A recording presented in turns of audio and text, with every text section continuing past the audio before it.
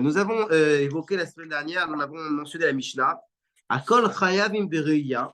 On avait parlé que la mitzvah de se montrer, Bereia Kol Tefurecha, d'être vu, de se montrer dans l'enceinte du Beth Amikdash à l'occasion des Shalosh Regalim, des trois fêtes de Pessah, Shavuot et de Sukkot.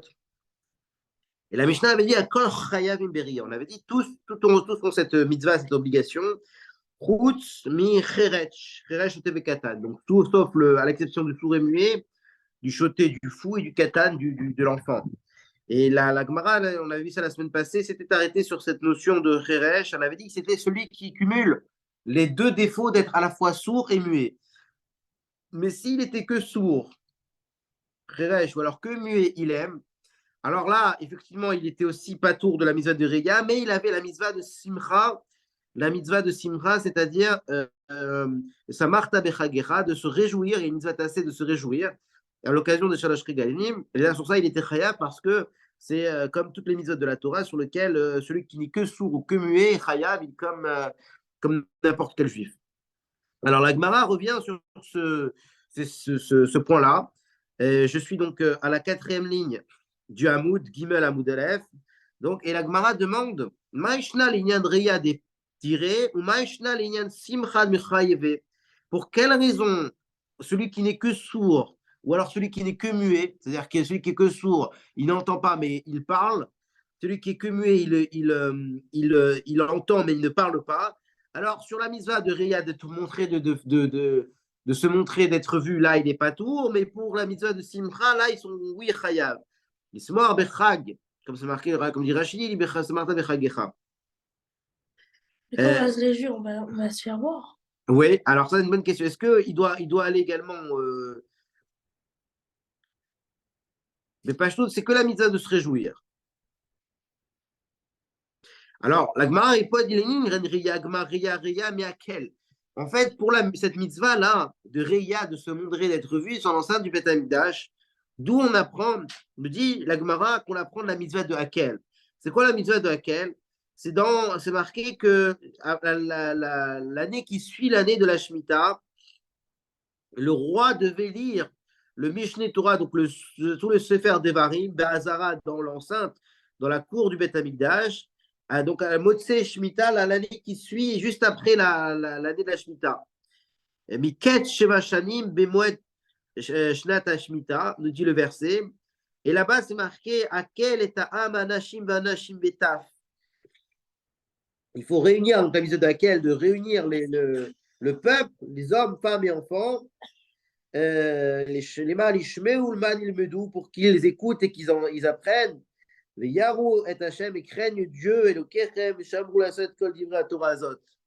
Et là, il y a le passouk juste avant celui-ci, il dit également Bevo Kol Israël, les Raot et Peni Hachem et le Kira, lorsque tous les Juifs viendront se montrer, ou viendront voir la face de Dieu, Bamakor Meshaifrar, dans le droit qu'il aura choisi, Tikra et le roi devra lire la Torah. Azod Negel Kol Israël Bosnéem. Et donc, on voit qu'il y a une mitzvah de Reya également à l'occasion du Hakel. Et là-bas, c'est simplement celui qui est qui est valable, qui est valide, qui a cette mitzvah de Hakel. Mais ça vient exclure celui qui est sourd ou qui est muet. D'où on voit, la Gemara elle dit parce que Atam et Nalan, d'où on sait que ce sourd et muet en sont exempts, parce que c'est marqué dans le verset, le premier verset qu'on a cité, les man ishmeu ou le man ilmedou, pour qu'ils entendent, et les man ilmedou, qu'ils apprennent. Alors, la Braïta, elle dit, Tanya, les man ishmeu. Quand on dit les man ishmeu qui viennent entendre, Praj, les medaber, veno chemer, ça vient exclure celui qui parle mais qui n'entend pas. Ou le man ilmedou, et quand on dit le man ilmedou, celui pour venir apprendre, Praj, les shomea, veno medaber, ça vient écarter de cette mitzvah de Hakel celui qui entend mais qui ne parle pas. Alors, s'il entend mais il ne parle pas, on dit il est que muet, on a dit les man il medou, c'est-à-dire qu'il ne peut pas apprendre. Le man il medou vient exclure le muet. Celui qui est muet, eh ben, il ne peut pas apprendre, il ne peut pas étudier la Torah. Alors, moi, dit, c'est très étonnant, je sais pas, quelqu'un qui parle, qui entend, mais qui ne parle pas, alors il pourrait pas, il serait dans la possibilité d'étudier la Torah. Mais moi, et le gamar, celui qui entend pas, qui parle pas, pardon, il peut pas, gamar, ça veut dire être un Talmid Chacham, étudier la Torah. Et Agma raconte une histoire pour réfuter cette idée-là. Il est où très, mais il y avait deux muets, Davou, Shishvute, des rabbis, qui habitaient dans le voisinage de Rabbi. Bnei Braté des Rabbi Yochanan ben Gudgeda, qui étaient donc soit les petits-fils, donc les fils de la fille de Rabbi Yochanan ben Gudgeda, Amrela Bnei Achate des Rabbi Yochanan. Il y en a qui disent également que c'était ses neveux, les enfants de sa sœur. Des Chol Ima Dave Ayel Rabbi, les Bemidrash, à chaque fois que Rabbi Yudanasi a priori rentrait dans le Bet Midrash, Avou Aile Veyadve Kamayeu.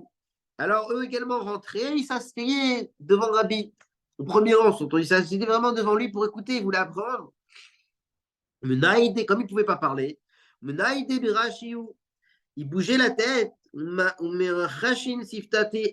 bougeait les lèvres pour en signe d'acquiescement qu'ils avaient un grand plaisir, une grande compréhension de l'enseignement qu'on leur donnait. Alors nous, on a dit les manil medou, ça vient exclure celui qui entend mais qui ne parle pas. C'est étonnant.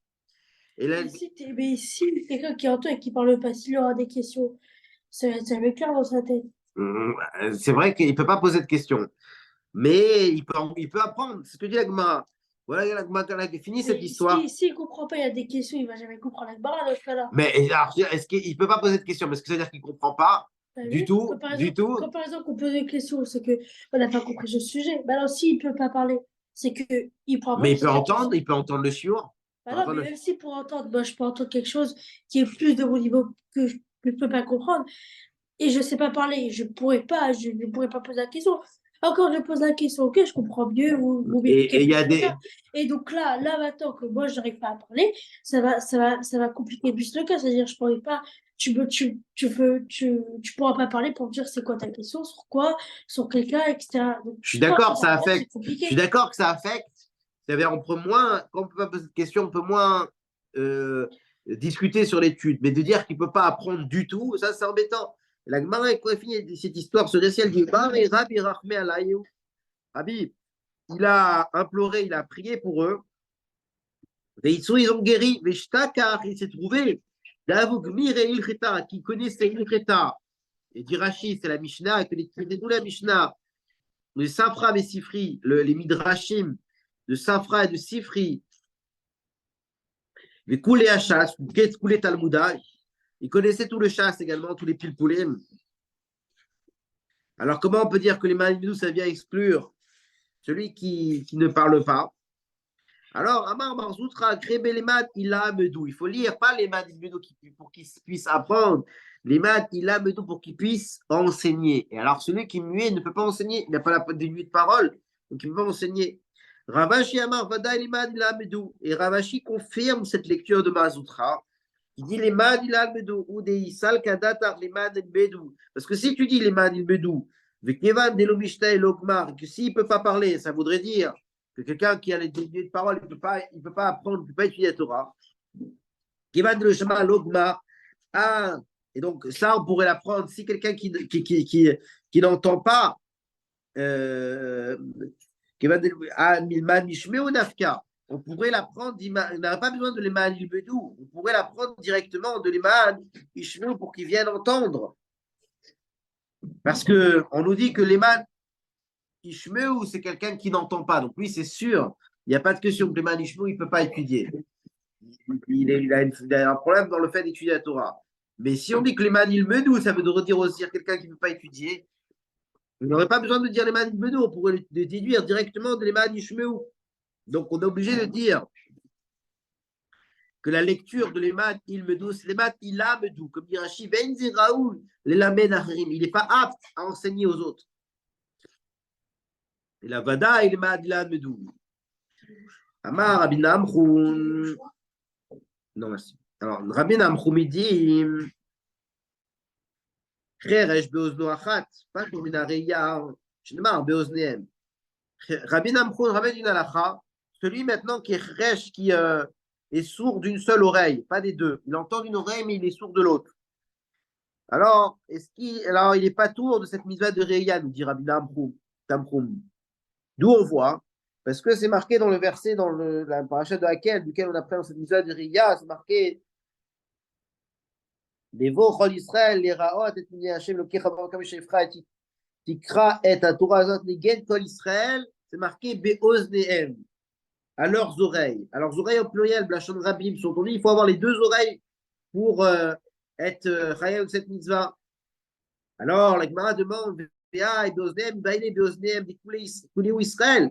Dit la Gemara, ce Beoznehem, j'ai déjà besoin de ce pluriel pour apprendre autre chose. Pour apprendre quoi?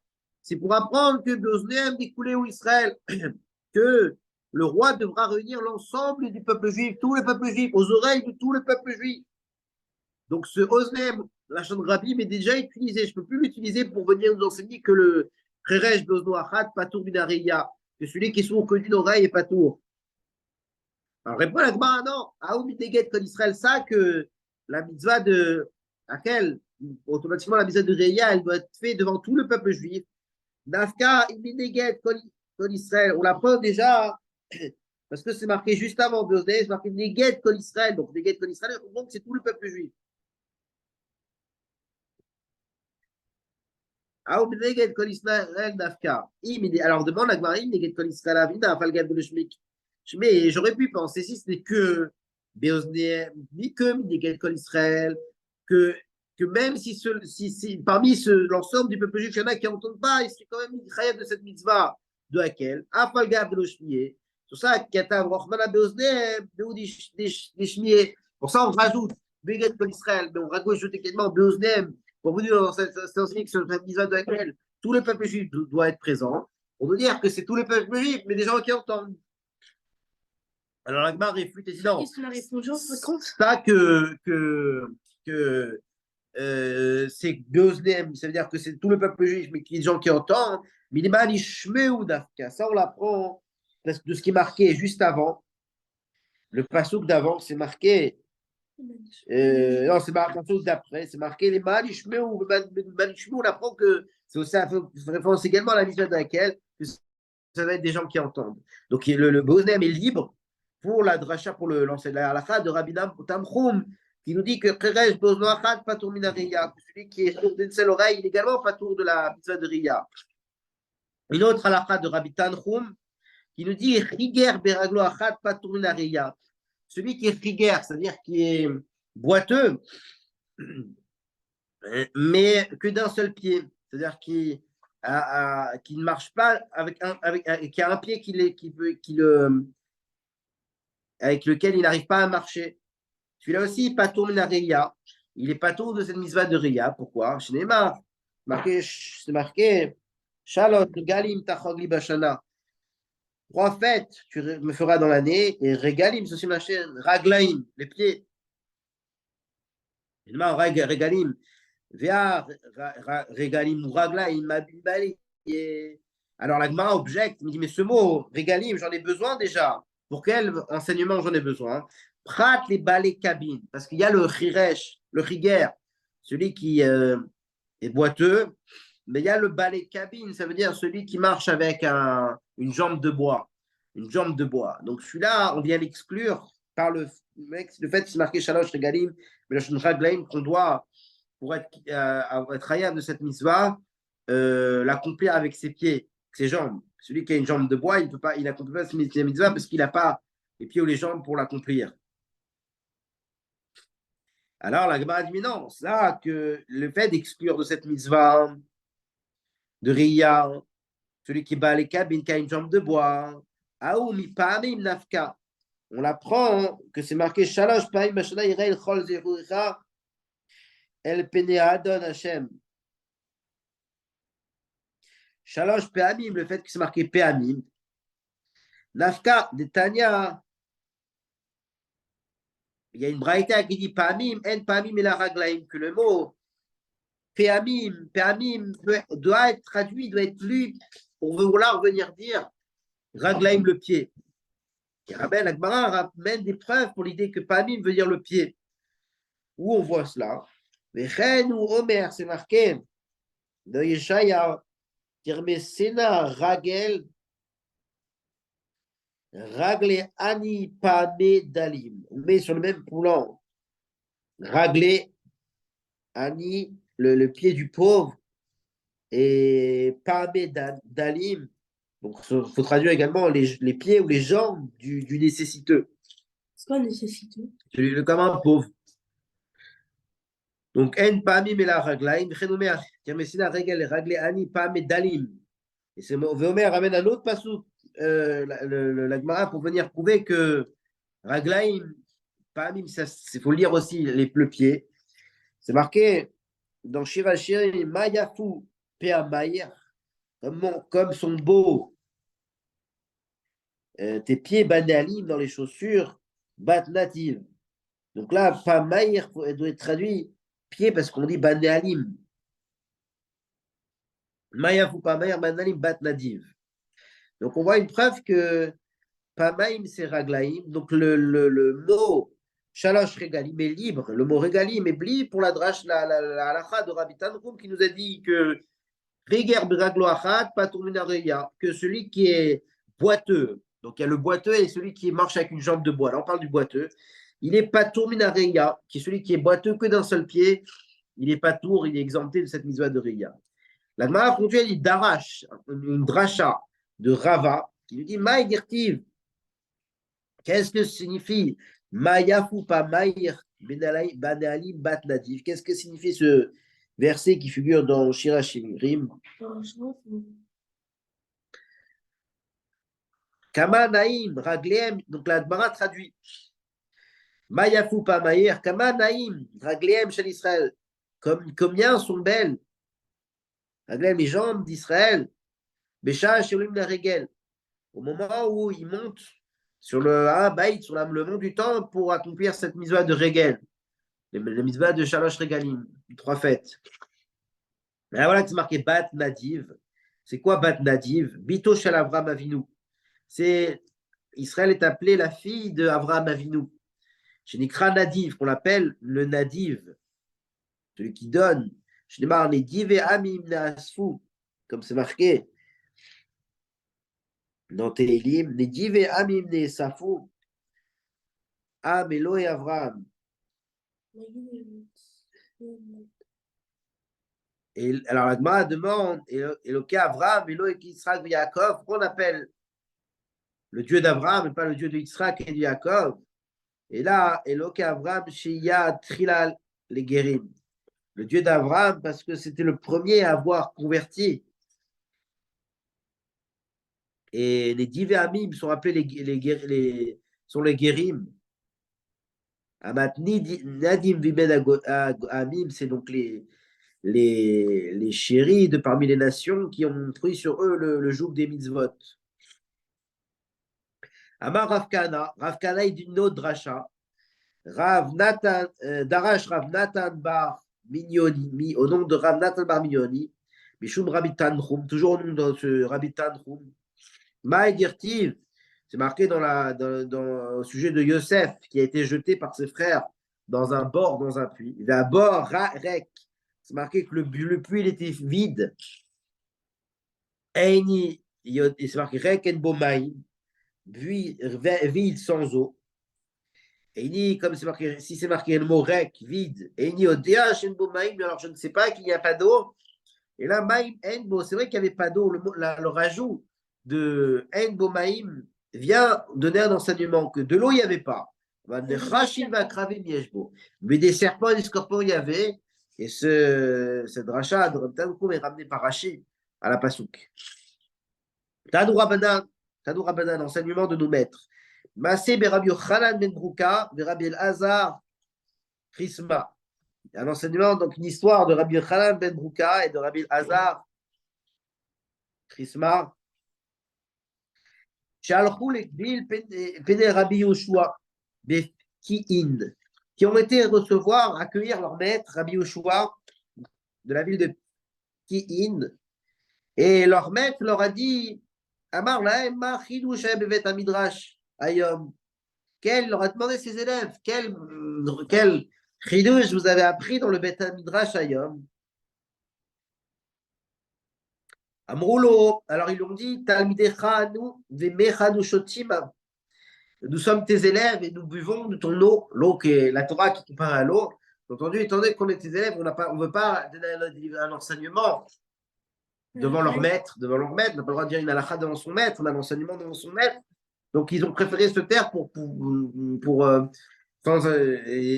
à la demande, pour pas ne manquer de respect à leur maître, Rabbi Yoshua. Alors sur ça, Rabbi Yoshua, il leur a dit à Marlène, Afal Piken, malgré cela, Yefchar le Bet Midrash Blo Chidouche. Dites un Chidouche, je vous permets, parce qu'il n'y a pas de Bet Midrash sans Chidouche, sans explication nouvelle de la Torah. Alors il a demandé également Rabbi Yoshua Shrabat Shalmi Aïta. C'est une histoire dans le traité Brachot. Il raconte le chidouche. Donc, il y avait un moment, Rabban Gamliel a été destitué de son rôle de Nassi, et on a mis Rabbi Elazar ben Azaria à la place. Et après, quand Rabban Gamliel a été rétabli, on dit En Malim Bekodesh Venordim. Donc, étant donné que Rabbi Elazar avait pris le rôle de Nassi, on n'a pas pu le destituer. Donc, on a dit il y a eu un roulement qui a été fait. 3 semaines, si je me souviens bien, 3 semaines, Rabban Gamliel par mois, et une semaine, c'était Rabbi Elazar ben Azaria. Donc sur ça, il demande, Rabbi Yoshua, il demande Shabbat Shel mi Aïta, c'était le Shabbat de qui? Répondent les élèves, Shabbat Shel Rabbi Elazar ben Azaria, c'était le Shabbat de Rabbi Elazar ben Azaria, Ata, ou Bema Aïta Agadat Ayom. Alors il dit, mais alors sur quoi quelle était la Agada du jour? Alors ils ont dit, les élèves, sous-élèves de Rabbi Yoshua, Rabbi Yochanan ben Brouka et Rabbi Elazar, Chisma, ils lui ont dit Amrou le parachat Akel, c'était dans la paracha de Akel, Madarashba, quel est le drouche qu'il a fait Rabbi Elazar ben Azaria? Alors on peut dire les élèves, il y a un verset qui dit qu'on vient de voir Akel et Ta'am, Nashim Bataf, réunis donc à la sortie de la 7e année, Motse Shemitah, cette mitzvah de Akel, il faut le roi du peuple juif doit réunir les hommes, femmes et enfants. Alors, Imanashim Baim Nilmod, les hommes, on comprend, ils viennent pour apprendre, parce qu'on va lire le Mishneh Torah, faire de Varim. Nashibot Lishmoa, les femmes, elles viennent pour écouter. Mais Taf, les nourrissons. Lama Baim, pourquoi ils viennent? Alors, dit à dire à Belazar Ben Azaria, quel est le Sachar les viennent pour faire mériter, donner une récompense, un salaire à ceux qui les amènent. C'est une fatigue d'amener les enfants, les nourrissons, il faut s'occuper d'eux, etc. Donc le fait de les amener, ça donne un salaire. Alors il leur a dit à Yoshua, Marla Margali Tova Aïta Biedechem, vous avez une perle précieuse, tellement précieuse, entre vos mains, cette dracha de Rabbi Elazar ben Azaria. C'est Tabidju qui parle au maître. Là c'est le maître qui leur répond. Yoshua il répond à cela après qu'ils lui ont donné cette dracha de Rabbi Elazar ben Azaria. Il leur dit, vous avez une perle précieuse entre vos mains, vous vouliez l'Avdam me la faire perdre, me la cacher, me la voiler, que j'en ai jamais connaissance. Alors après, les élèves, ils ont dit, attends, c'est pas fini. Rabbi Elazar ben Azaria, il a fait une autre dracha. Quelle est cette autre dracha? C'est marqué, c'est marqué dans Dvarim, et Hashem et Martha Ayom, Yatlecha Elohim. C'est marqué Hachem, Dieu et Martayam, tu as dit louange pour lui, Liat Lecha, Elohim pourrait être pour toi un Dieu.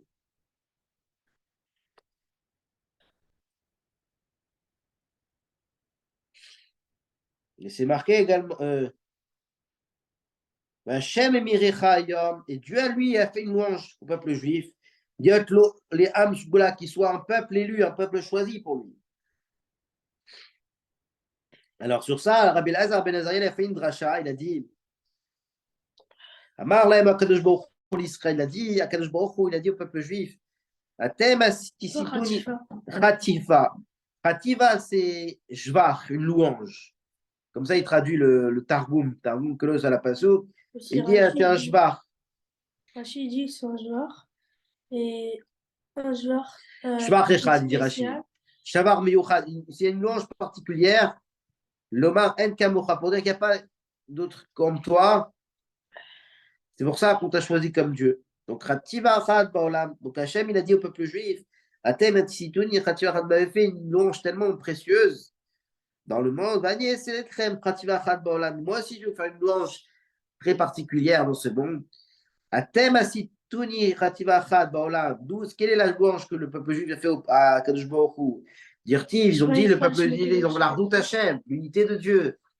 C'est un sujet tellement abordé dans. C'est marqué Shema Israël Hashem Elokeinu Hashem Echad. Écoute Israël l'éternel. Et notre Dieu, l'éternel est un. C'est la mitzvah de Hardut Hashem, a priori, l'unité de Dieu. Comme on sait que c'est aussi Chavdalet Tevet ce soir, la Lula d'Admorazaken, qui est venu dévoiler un niveau, une nouvelle, une profondeur nouvelle dans cette mitzvah de l'unité de Dieu, de la Hardut Hashem, notamment dans le Shayachut Vemuna, la deuxième partie du Tanya, dans les Mahamarim, mais dans les révites qui sont suivis avec Chassidut Chabad, nouvelle lecture une profondeur toute particulière dans cette mitzvah de Hardut Hashem. Donc, quand on apprend ces Mahamarim, le Mahamarim de Chassidut, sur la mitzvah d'Hardut Hashem, on comprend quoi ça s'appelle, on comprend ce Rashi qui dit Chativa Chad, une Shvar Echad, Shvar Niuchad, une louange tellement particulière sur cette louange, sur l'unité de Dieu. En face à cette louange tellement particulière, il a dit moi aussi je vais faire une louange tellement particulière dans l'âme, dans le monde, en disant qui est comme toi Israël, un peuple unique sur la terre. Ou alors il y a une explication également plus profonde qui dit Goy, le peuple qui Echad Baretz, qui dévoile Echad, la Hardut Hashem, l'unité de Dieu Baretz dans le monde matériel, qui est le monde de la pluralité, du pluriel. Alors, la Gemara continue. Elle dit Ve'afu patar vedarash. Alors, l'explication la plus simple, c'est de dire que quand Rabbi Yoshua, il a entendu ces explications de ses élèves au nom de Rabbi Lazar ben Azaria, il a dit Afu patarash. Lui également, il s'est mis à être Doresh. Il a dit également Divrei Chachamim, il a dit également une dracha. Quelle est la dracha de Rabbi Yoshua? Et il a cité un passouk dans le Kohelet qui dit Divrei Chachamim, les paroles des sages, qu'Adarvonot, sont comme des darvonot. C'est quoi des darvonot? Des épis. Ça veut dire des épis. Ok, Merot, et comme des clous, des touilles plantées. Et balé à soupot nitnu mero echad. Les balais à soupot, après on va voir qui ça parle, les sages, tous les enseignements de la Torah nitnu mero echad ont été donnés d'un même berger. Alors, Darash, il a dit Divrei Chachamim Kadar Bonot, qui m'a smerot des touim, balé soit natou mero echad. Dit Rabbi Yoshua. Rachid dit que c'est Rabbi Elazar ben Azaria c'est une autre rachat de Rabbi Elazar ben Azaria. Mais comme c'est marqué Ve'af ou Patar, on va dire que c'est Rabbi Yoshua qui répond à ses élèves en entendant ces enseignements de Rabbi Elazar ben Azaria. Lamalim Shelo Divrei Torah les Darvan. Pourquoi les paroles de Torah sont comparées à des épines? Alors, il faut comprendre que, a priori, ces épines-là, c'était des épines, un genre d'épines qu'on mettait sur la bête, la BMA, le bœuf, lorsqu'il était utilisé dans le travail de moissonnage de la terre, pour moissonner la terre, pour qu'on puisse après semer des graines et après que ça pousse, ça fasse des récoltes. Donc on utilise cette épine pour qu'il suive, qu'il aille tout droit et qu'il ne change pas de direction. Et donc à chaque fois qu'il était tenté de dévier de son chemin, alors il y avait cette épine qui était un peu utilisée pour le piquer un peu pour qu'il reprenne le chemin droit. Alors là-bas, l'émission d'Ivret Torah, les Darot, pourquoi les paroles de Torah sont comparées à cette sorte d'épine-là? Alors, la manière cette épine, elle est utilisée pour que la vache, le bœuf, qui est utilisé pour les travaux des champs, ne dévie pas de sa ligne de moissonnage. Et que le moissonnage va permettre, après, de faire sortir la vie dans le monde, c'est-à-dire d'avoir des récoltes qui permettront de vivre, de manger et de survivre. Alors, de la même manière, Abduré Torah, donc on va dire, l'obdem, Darke Mita et Darke Chaim, de la même les paroles de la Torah, elles permettent à l'homme de ne pas dévier dans sa route vers des chemins de mort, de rester toujours dans des Darke Chaim, des chemins de vie. Alors la Gemara dit, mais si c'était que Darvan, que une épine, bah Darvan Zemitaltel, c'est quelque chose qui est pas fixé, c'est une épine qui est libre, qui n'est pas fixée. Donc, la première, on pourrait dire que les paroles de Torah aussi sont changeantes. Ab divrei Torah, Ab divrei Torah, Metaltelin. Alors, de la même manière aussi, les paroles de la Torah, Metaltelin, elles sont des paroles, des choses qui bougent, qui ne sont pas fixes. Alors, sur ça, c'est marqué dans le passage de Kohelet, Talmud Lomar, c'est marqué également, qui sont les paroles de Torah, elles sont masmirot, des clous. Un clou qui est planté dans un mur de manière fixe, sans bouger, sans bouger, qui est de manière quelque chose de fixe, de cavois. Alors, Gmara dit, mais si on avait mis d'un l'autre côté, on avait mis que masmer, on avait mis que, on avait coupé la toile que un clou, il y aurait eu un problème, parce qu'on aurait dit, ma masmer, zechaser, veloyatir, le clou, lorsqu'il est planté dans le mur, il enlève quelque chose au mur, il enlève de la matière au mur, et il ne rajoute rien. Alors, à dire Torah, Chaserin, Veloyatirin, alors la manière, on aurait pu penser que les paroles de Torah, elles retirent à l'homme qui les apprend et lui rajoutent rien. Certains veulent dire que le fait de se consacrer à l'étude de la Torah, c'est une perte financière, une peine monétaire, parce que pendant ce temps-là, on n'est pas occupé à travailler, à gagner de l'argent. Alors, on pourrait penser que c'est vrai que ça donne quelque chose de spirituel, mais du point de vue matériel, ça entraîne qu'une perte à Chisaron. Alors, Talmud Lomar, c'est marqué Netuim, que ces clous-là, ils sont basmiat, ils sont pas, on dit pas qu'ils sont, on dit qu'ils sont plantés, qu'ils sont enracinés. Enracinés, le terme traduction de Netuim, c'est pas vraiment planté, c'est enraciné. Pour vous dire, l'image de comme une plante ou une graine qu'on plante, pour venir nous dire, ma Netiazo, de la manière qu'une plante ou une graine, elle a amené à fructifier, à se multiplier. Ah, du Torah, Paris, de la manière, les paroles de Torah permettent de fructifier, de multiplier, même matériellement. Et pas d'entraîner de pertes financières, de shalom. Alors, Balé à Soufot, Eloutel. Alors, après, Rabbi Yoshua, Rabbi Yoshua continue l'explication de ce verset de Kohelet. C'est marqué que Balé à Soufot, c'est qui Balé à Soufot? Marqué Divrei Chachamim Kadarvonot, Masmerot Netouim. Après, c'est marqué Balé à Soufot, Nitou Bero Echad, c'est qui Balé à Soufot? Elou Talmid Chachamim, dit Rabbi Yoshua, c'est les sages, les érudits de la Torah. C'est Yoshvim à Soufot, qui se réunissent par groupe. De Skim Torah, et si tu étudies la Torah, pourquoi on dit qu'ils sont à Soufot, ils sont étudiés par groupe? Est-ce qu'il y a plusieurs lectures, plusieurs conclusions qui sont tirées du même enseignement? Alléluia Tamim, il y en a qui rendent tamé, qui rendent impur.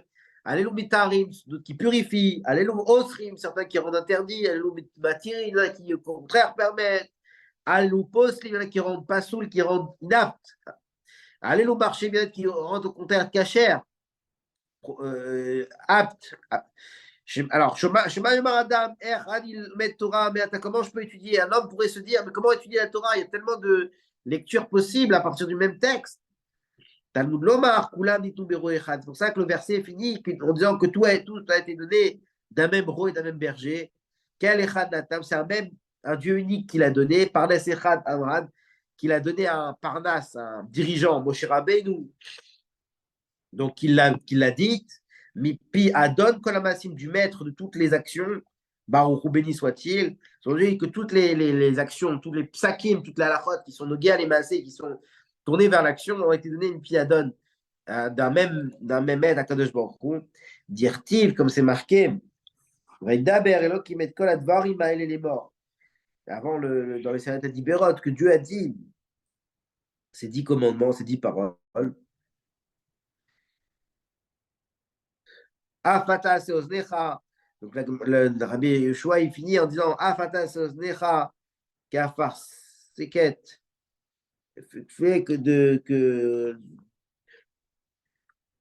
comme Afar Kesset, c'est comme un entonnoir, un genre d'entonnoir, que tes oreilles soient comme un entonnoir, c'est-à-dire que écoute tous les avis, toutes les paroles, toutes les chitotes, toutes les positions, lève et acquiert un cœur pour Mévin, pour comprendre, Nishmoa, et écouter, elle dirait Metameim, ceux qui rendent impurs, elle dirait Taharim, ceux qui rendent purs, elle dirait Osrim, ceux qui interdisent, elle dirait Matchim, ceux qui permettent, elle Kol, elle dirait Poslim, elle dirait Marchim, ceux qui rendent pas soul et ceux qui sont marchés, qui rendent cachère.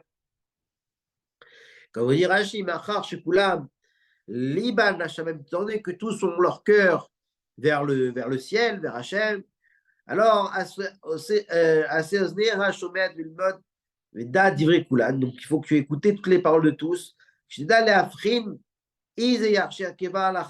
quand tu sauras distinguer, mesurer, évaluer les paroles de chacun, alors tu pourras fixer la halakha. Alors, quand c'était Rabbi Yoshua qui a entendu toutes ces paroles de Rabbi Elazar ben Azaria, enfin, à la fin de la discussion avec ses élèves, il a dit Belachonazé, il s'est exprimé dans les termes suivants. Marlem en Doriatom, Shirabel Azar ben Azaria, Shariou Betoko. Il n'y a pas une génération qui peut être qualifiée de Doriatom, de génération orpheline, à partir du moment où Rabbi Azar ben Azaria il s'y trouve. La génération n'est pas orpheline, du fait même de la présence de Rabbi Azar ben Azaria. Vélo Mourou les Bédia. Donc voilà, point. Alors, Agmara demande une autre question. Elle revient sur le début de l'histoire, lorsque Rabbi Oshua, il avait interrogé, il leur a dit quel chidouche vous avez entendu dans le Bet Midrash aujourd'hui?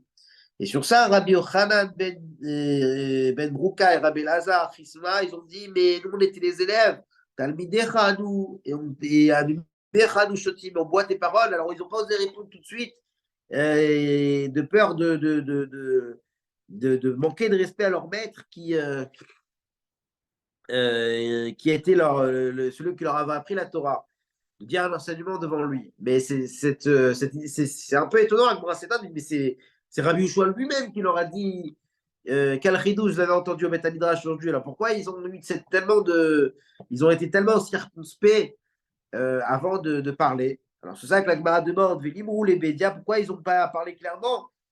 Alors, la Gemara répond, il y a à cause d'une histoire qui s'est passée. Tanya, il y a une brata qui dit, Maase Rabbi Yossi ben Dourmaskit, avec Rabbi Yossi ben Dourmaskit, Shalar le Ekbil Pede Rabbi Elazar, Beliezer, Belout, qui a été également accueillir son maître dans la ville de Loud, qui est son maître à Beliezer. Alors, sur ça, Rabbi Eliezer, un peu la même histoire. Amarlo Bachidouche. Aya Bet Midrash, quel chidouche t'as entendu au Bet Midrash Ayom aujourd'hui? Sur ça, Rabbi Yossi lui a répondu, il lui a dit Amar les Nimno Vegabrou, que les Chachamim se sont réunis et ont décidé que Amon ou Moab, les terres de Amon ou Moab, qui ne font pas partie intégrante de Israël, mais qui sont à côté, mais qui ont été conquises, ces terres-là, lors du Kivush de Olem Mitzrayim, ceux qui sont sortis d'Égypte, qui sont après rentrés en Eretz Israël, ils ont conquis les terres de Hamon Moab, ça faisait partie lors du Kivush Rishon de la première conquête d'Eretz Israël par Yahushua de la terre d'Israël. Et par la suite, lorsqu'après que les Juifs ont été exilés et qu'ils sont revenus à l'époque de Ezra à Sopher, alors là-bas, ça n'a pas été, ces terres-là n'ont pas été sanctifiées, n'ont pas été conquises et ne faisaient pas, à proprement parler, halachiquement parlant, de la terre d'Israël.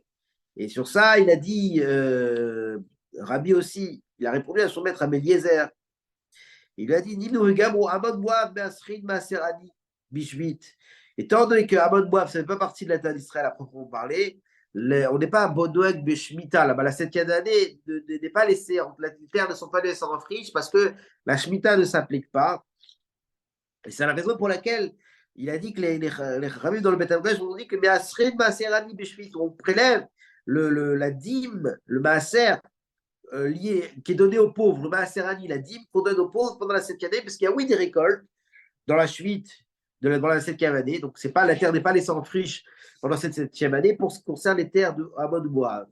Alors, Amar lo Yossi, ce Rabbi Eliezer a répondu à son élève Yossi, il a dit, mais il n'était pas du tout satisfait de cette réponse de Rabbi aussi, Bedour Baskit, il lui a dit, Pashot Yadecha avec Kibel Edecha, étends tes mains et reçois tes yeux, sans lui que tes yeux tombent de leur orbite. Ou alors il a dit il a maudit pour qu'il devienne aveugle. Et la Gemara dit Pashot Yada avec Kibel Enav, il a étendu ses mains et récupéré ses yeux. Littéralement, ses yeux sont tombés sur ses orbites, ou alors peut-être qu'il est devenu aveugle. Bachar Rabbi Eliezer. Rabbi Eliezer, il a pleuré, il a dit Amar, Sod Hashem Liriam, le secret de Dieu est donné à ceux qui le craignent, ou Brito Elodiam, et son alliance à ceux qui le connaissent. Amar Lo, il lui a dit Rabbi Eliezer, Rabbi aussi, il lui a dit L'air va et mort la haine, va dire à ceux qui étaient avec toi au Beth Midrash, Al tichoshu limyadechem. Al tichoshu limyadechem, explique Rachid. Al yilachem shum chashash vegimgum beba shemietem betikletem share askamtam la lacha. Vous n'avez pas honte de ce que vous avez dit parce que malgré vous avez été vous avez eu l'intention de la lacha. C'est une lacha qui existait déjà. Il n'y a aucun chidouche qui figure dans ce din-là, à savoir que Amon Moab, Masrim, Maserani, Mishvit, mais ceux qui étaient dans ce Beth Midrash, dans cette génération, n'ont pas fait d'erreur, quand bien même ils ne savaient pas que c'était une halakha qui existait déjà, n'ont pas fait d'erreur et ils ont bien dit le din. Car Mekoublad, Mirabban Yochanan Ben Zakkai, il a dit, Rabbi Eliezer, pardon, ainsi j'ai reçu de Rabban Yochanan Ben Zakkai, chez Shama Berabo Verabo Mirabo, qui a reçu de son maître, et son maître l'avait reçu de son maître.